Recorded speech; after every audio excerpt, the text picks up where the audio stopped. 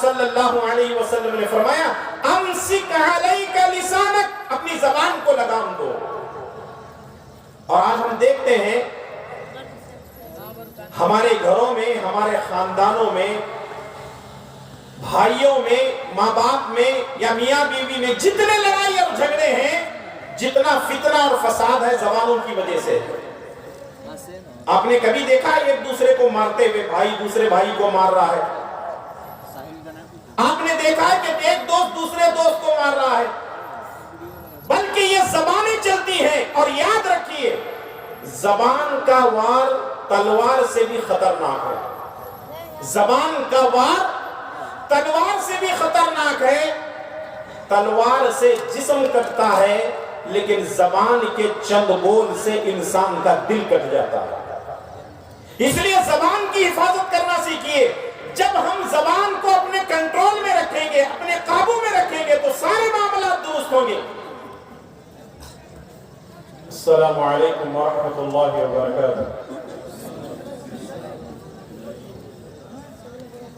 ان الحمد للہ نحمده ونستعینه ونستغفره ونعوذ بالله من شرور انفسنا ومن سيئات اعمالنا، من يهده الله فلا مضل له ومن يضلله فلا هادي له، واشهد ان لا اله الا الله وحده لا شريك له، واشهد ان محمدا عبده ورسوله، اما بعد فان خير الحديث كتاب الله، وخير الهدي هدي محمد صلى الله عليه وسلم، وشر الامور محدثاتها، وكل محدثة بدعة، وكل بدعة ضلالة، وكل ضلالة في النار۔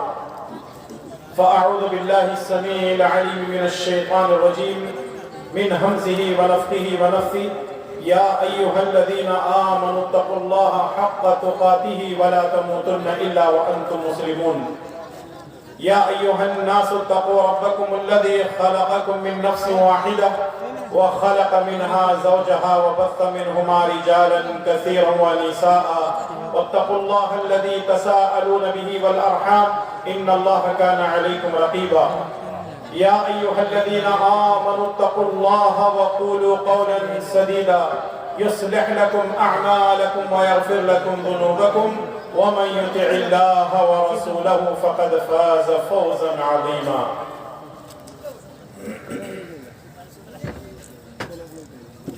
أعوذ بالله السميع العليم من الشيطان الرجيم من همزه ونفخه ونفثه، ولسانا وشفتين وهديناه النجدين۔ عن سهل بن سعد رضي الله تعالى عنه قال قال رسول الله صلى الله عليه وسلم من يضمن لي ما بين رجليه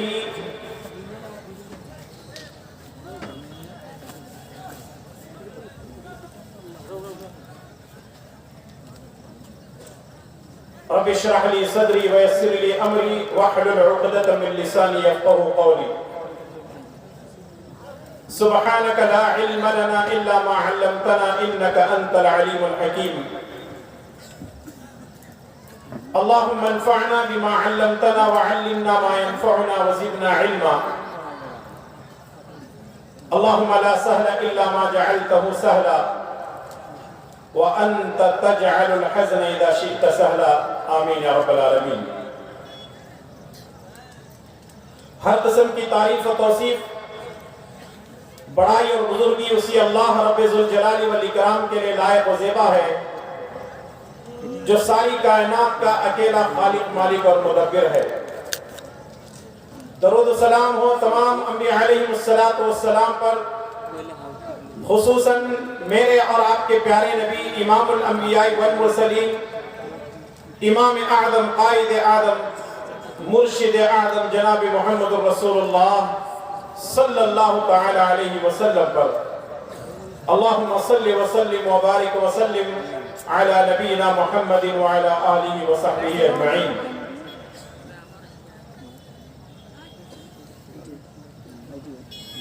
صدر جلسہ، اسٹیج پر تشریف فرما معزز علماء کرام، ذمہ داران جماعت و جمعیت، ذمہ داران جلسہ،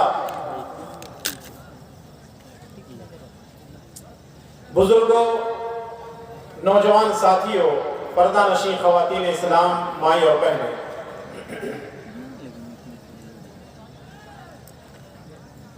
یہ ہم سب کے لیے بڑی سعادت کی بات ہے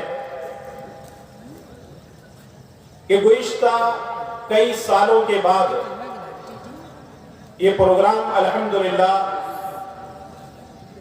آج اور کل 2 روزہ کانفرنس کے روپ میں منعقد کیا گیا ہے۔ اس پروگرام کو، اس کانفرنس کو رکھنے کا مقصد صرف اور صرف یہ ہے کہ ہماری اصلاح ہو جائے، ہماری تربیت، ہمارے اندر ایک تربیتی پہلو پیدا ہو جائے، ہمارے اندر جو برائیاں ہیں ہم اس کو دور کر لیں۔ اسی مقصد کے لیے اس پروگرام کو منعقد کیا گیا ہے۔ جن لوگوں نے اس پروگرام کو منعقد کیا ہے، اس کے لیے محنتیں، کوششیں کی ہیں، اس کے لیے اپنا وقت لگایا ہے، اپنا روپیہ پیسہ لگایا ہے، اپنی انرجی صرف کی ہے، ہم ان تمام کے حق میں دعا گو ہیں کہ اللہ تبارک و تعالی ان لوگوں کو جزائے خیر عطا فرمائے، ان کو دنیا اور آخرت کی بھلائیاں نصیب فرمائے۔ اللہ تبارک و تعالی ان کے اس عمل کو ان کے حسنات میں اضافے کا سبب بنائے، اور ہم یہاں جس نیک مقصد کے لیے جمع ہوئے ہیں، اللہ تبارک و تعالی ہم کو اپنے مقاصد میں کامیابی عطا فرمائے۔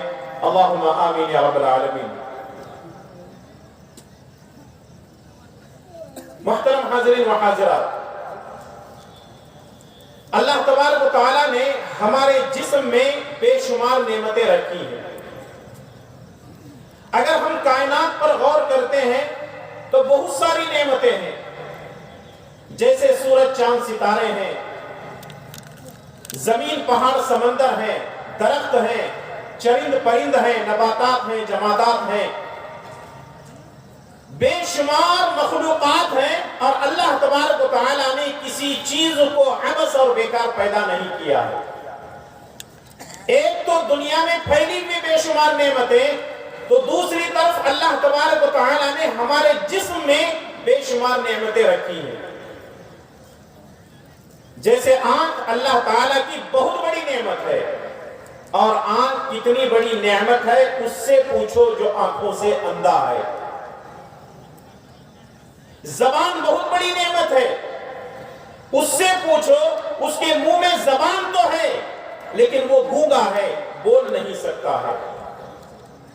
کانوں کی سماعت بہت بڑی نعمت ہے، ہمارے ہاتھوں کی حرکتیں یہ بہت بڑی نعمت ہے، ہم اپنے پیروں سے چلتے ہیں یہ بہت بڑی نعمت ہے، ہمارے جسم کا ایک ایک عضو، ہمارے جسم کا ایک ایک حصہ، ہمارے جسم کا ایک ایک پارٹ اللہ تبارک و تعالیٰ کی نعمتوں میں سے بے شمار نعمتیں ہیں۔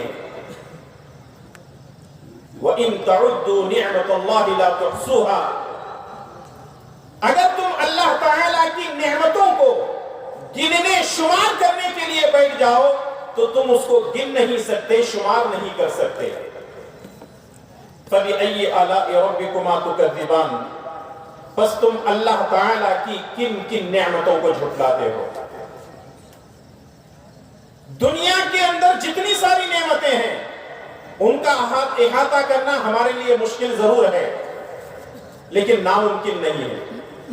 ہمارے جسم میں بھی بہت ساری نعمتیں ہیں، ان تمام نعمتوں کو ایک ایک بعد دیگرے ہم گن نہیں سکتے، شمار نہیں کر سکتے، پیش نہیں کر سکتے، اس کے لیے کئی گھنٹوں کا وقت درکار ہے۔ لیکن آئیے اللہ تبارک و تعالیٰ کی ایک ایسی نعمت جس کی ہم ناقدری کر رہے ہیں، جس کو ہم سمجھنے کے لیے تیار نہیں ہے، جس کی قدر کرنے کے لیے تیار نہیں ہے، اور وہ ہے ہمارے اندر بے شمار نعمتوں میں سے ایک بڑی نعمت جس کو زبان کہا جاتا ہے۔ یہ زبان اللہ تبارک و تعالیٰ نے صرف انسانوں ہی کو نہیں دی ہے، بلکہ اللہ تبارک و تعالیٰ نے یہ زبان چرند پرند درندوں کے اندر بھی دی ہے۔ اللہ تبارک و تعالیٰ نے ان جانوروں کے اندر بھی زبان دی ہے، ان کے منہ میں بھی زبان ہے، جو کسی بھی جانور کو چیر پھاڑ کر کھاتے ہیں، جیسے شیر ہے، چیتا ہے، یہاں تک کہ آپ دیکھ لیں ایک چھوٹی سی مخلوق چونٹی، اللہ تبارک و تعالیٰ نے اس کے منہ میں بھی زبان دی ہے، اور چونٹی ایسی ہے اس کو پھونکنے کی ضرورت ہی نہیں ہے، بلکہ اگر آپ کے ہاتھ پر چل رہی ہو، سانس بھی آپ لے لیں، وہ ہماری سانس کے ہوا سے اڑ کر چلی جائے گی۔ اتنی چھوٹی مخلوق ہے، اس کے پیر بغیر خوردبین کے نظر نہیں آتے، اس کا چہرہ بغیر خوردبین کے نظر نہیں آتا، مائکرو اسکوپ کے بغیر ہم اس کو دیکھ ہی نہیں سکتے، لیکن اللہ تبارک و تعالیٰ نے اس چیونٹی کے منہ میں بھی زبان رکھی ہے، اور وہ چیونٹی بھی اللہ تبارک و تعالیٰ کو یاد کرتی ہے۔ اسی لیے اللہ کے پیارے نبی جناب محمد رسول اللہ صلی اللہ علیہ وسلم نے فرمایا کہ 4 جانوروں کو قتل مت کرو، 4 مخلوقات کو قتل مت کرو، ایک ہے شہد کی مکھی، اور دوسرے ہے چیونٹی، تیسرے ہے میڈک، اور چوتھے ہے اسرد، ایک پرندہ ہے جس کو لٹورا کہا جاتا ہے۔ نبی کریم صلی اللہ علیہ وسلم نے اس کو قتل کرنے سے منع کیا ہے، کیونکہ یہ اللہ تبارک و تعالیٰ کی تسبیح بیان کرتے ہیں، اللہ تبارک و تعالیٰ کا ذکر کرتے ہیں، رب ذوالجلال والاکرام کو ہمیشہ یاد کرتے رہتے ہیں۔ میرے بھائی اور دوستو، سوچنے اور غور کرنے والی بات یہ ہے کہ جب اللہ تبارک و تعالیٰ نے ان کے منہ میں زبان دی ہے، وہ بولتے بھی ہیں، وہ گفتگو بھی کرتے ہیں، جیسا کہ اللہ تبارک و تعالیٰ نے قرآن کریم کے اندر ایک سورت نازل کی ہے النمل کے نام پر، اور اس میں حضرت سلیمان علیہ السلام اور ایک چیونٹی کا مکالمہ بھی موجود ہے۔ اسی سے آپ اندازہ لگا سکتے ہیں کہ چیونٹی بولتی بھی ہے۔ اللہ تعالیٰ نے سلیمان علیہ السلام کو وہ معجزہ دیا تھا کہ چیونٹی کی آواز کو وہ سنتے بھی تھے، چیونٹی کی بولی کو وہ سمجھتے بھی تھے۔ اللہ اکبر! یہ ہے اللہ تبارک و تعالیٰ کے دیے ہوئے وہ معجزے جن کو انبیاء علیہ السلام قبول کرنے کے بعد ہمیشہ رب کی شکر گزاری کیا کرتے تھے۔ اللہ تعالیٰ نے ہمارے منہ میں بھی زبان رکھی ہے۔ اللہ تبارک و تعالیٰ نے فرمایا وَلِسَانًا وَشَفَتَيْن، ہم نے تمہیں ایک زبان دے دی ہے اور 2 ہونٹ دے دیے ہیں، اور یاد رکھیے اگر کسی آدمی کے منہ میں زبان ہے اور ہونٹ نہیں ہے تو وہ آدمی اپنے الفاظ کو ادا کر ہی نہیں سکتا، اور صرف ہونٹ ہے، منہ میں زبان نہیں ہے، تب بھی وہ اپنے الفاظ کو ادا نہیں کر سکتا۔ اور یاد رکھیے اللہ تبارک و تعالیٰ منہ میں زبان دے کر بولنے کی طاقت دے سکتا ہے، اور منہ میں زبان دے کر بولنے کی طاقت چھین بھی سکتا ہے۔ اللہ تبارک و تعالیٰ جیسے چاہتا ہے پیدا کر سکتا ہے، وَيَخْلُقُ مَا يَشَاءُ، وہ ہر چیز کو پیدا کرنے والا ہے اور ہر چیز پہ وہ قدرت رکھتا ہے۔ آج مسلمانوں کا ایک بہت بڑا طبقہ اللہ تبارک و تعالیٰ کی عطا کی ہوئی اس نعمت کو سمجھنے کے لیے تیار نہیں ہے۔ ترائیے زبان کی تباہ کاریاں کیا ہیں، اور زبان کی وجہ سے آدمی کہاں جا سکتا ہے، یعنی زبان کی وجہ سے ایک آدمی جنت میں جا سکتا ہے تو کیسے، اور ایک آدمی جہنم میں جا سکتا ہے تو کیسے، ان تمام احادیث کو یا واقعات کو میں آپ کی خدمت میں پیش کرنے کی کوشش کروں گا۔ اللہ تبارک و تعالیٰ سے دعا کیجئے کہ رب ذوالجلال والاکرام مجھے اور آپ تمام کو اپنی زبانوں کی حفاظت کرنے کی توفیق نصیب فرمائے، آمین۔ صحیح بخاری کی روایت، راوی حدیث سہل بن سعد رضی اللہ تعالی عنہ ہے۔ اللہ کے پیارے نبی جناب محمد رسول اللہ صلی اللہ علیہ وسلم نے فرمایا من يضمن لي ما بين لحييه وما بين رجليه اضمن له الجنہ، اگر کوئی شخص مجھے 2 چیزوں کی ضمانت دیتا ہے، 2 چیزوں کی گارنٹی دیتا ہے، تو میں اسے جنت کی ضمانت دیتا ہوں، جنت کی گارنٹی دیتا ہوں۔ اللہ اکبر! کتنی چیزوں کی حفاظت کرنی ہے؟ 2 چیزوں کی حفاظت کرنی ہے۔ نبی کریم صلی اللہ علیہ وسلم نے فرمایا ان دو چیزوں کی حفاظت تم کر لو، جنت کی گارنٹی مجھ سے لے لو۔ اور وہ دونوں چیزیں کون سی ہیں؟ ما بین لحییہ، دونوں جبڑوں کے درمیان زبان کی حفاظت کرنی ہے، وما بین رجلیہ، اور دونوں رانوں کے درمیان شرمگاہ کی حفاظت کرنی ہے۔ ان دونوں چیزوں کی حفاظت کرنے کی وجہ سے نبی کریم صلی اللہ علیہ وسلم جنت کی ضمانت دے رہے ہیں، جنت کی گارنٹی دے رہے ہیں۔ اور ہمارے معاشرے میں سب سے بڑی برائیاں انہی دو چیزوں سے ہو رہی ہیں۔ ایک زبان سے برائی ہو رہی ہے اور دوسرے شرمگاہ سے برائی ہو رہی ہے۔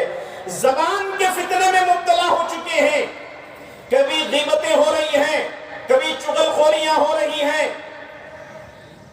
کبھی جھوٹ بولا جا رہا ہے، کبھی جھوٹی قسمیں کہی جا رہی ہیں، اور اس طریقے سے ہم افراط و تفریط کا شکار ہیں۔ اپنی زبانوں کی حفاظت کرنے کے لیے ہم تیار نہیں ہیں، جبکہ پیارے نبی صلی اللہ علیہ وسلم نے فرمایا اگر تم ان دو چیزوں کی حفاظت کرو گے میں تمہیں جنت کی ضمانت اور جنت کی گارنٹی دیتا ہوں۔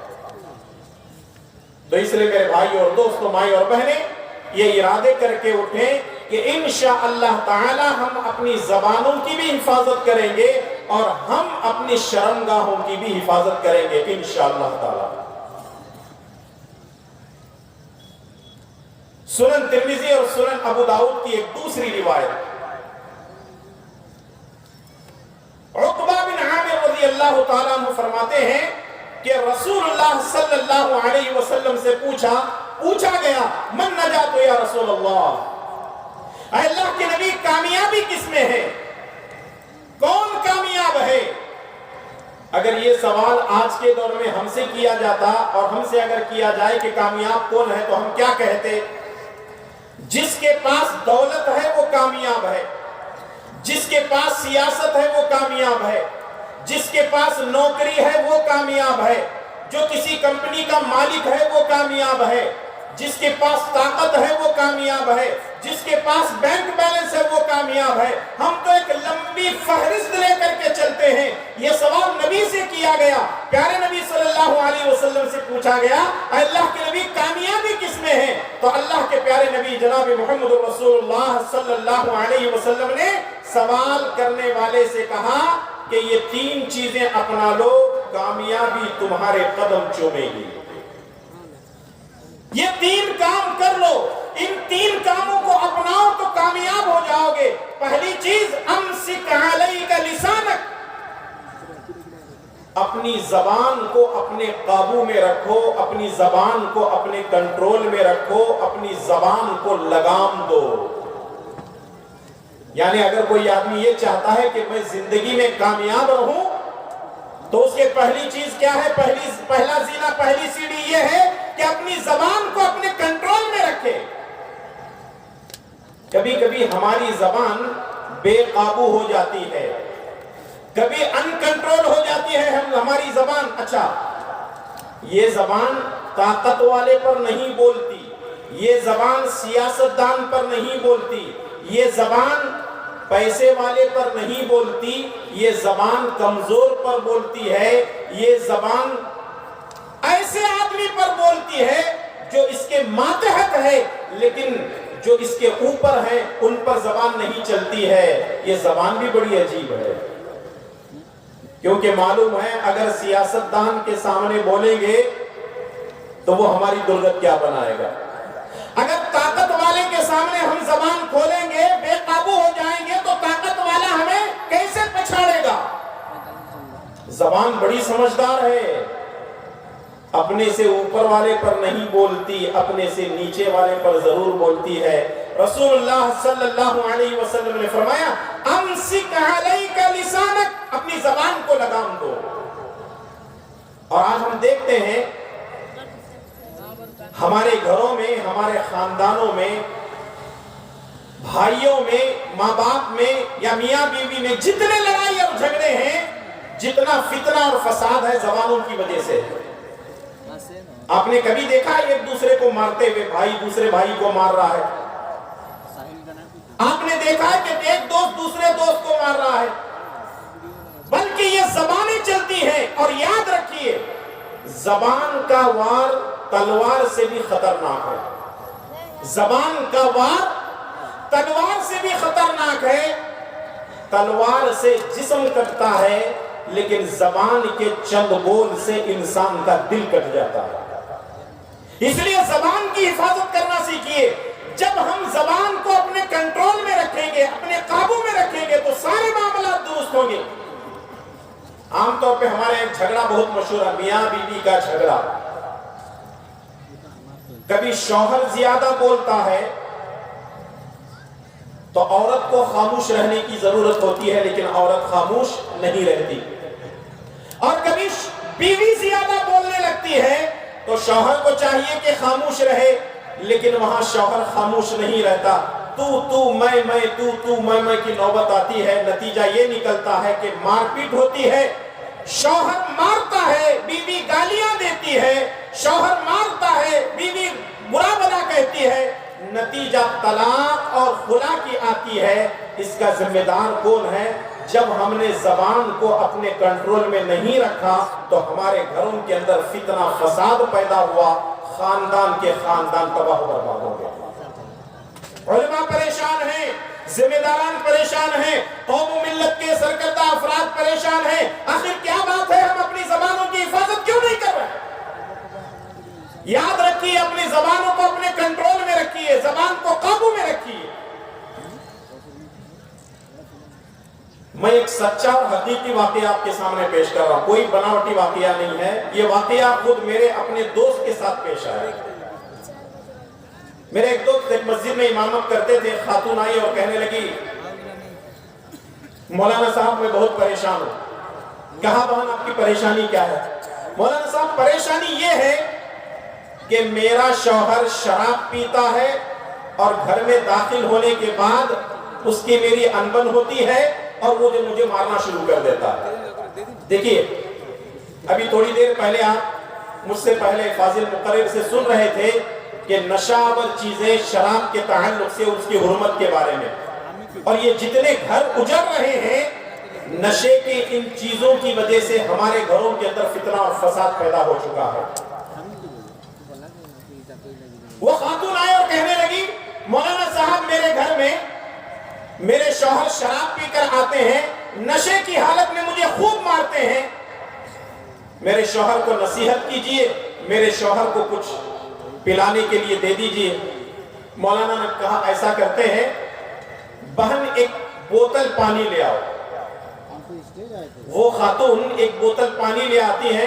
مولانا اس پانی میں دم کر کے دے دیتے ہیں اور کہتے ہیں کہ بہن ایسا کرو جیسے ہی آپ کا شوہر آپ کے گھر کے قریب آنے لگتا ہے آپ کو یہ پانی پی لینا ہے، یعنی منہ میں رکھنا ہے، نہ نگلنا ہے اور نہ تھوکنا ہے.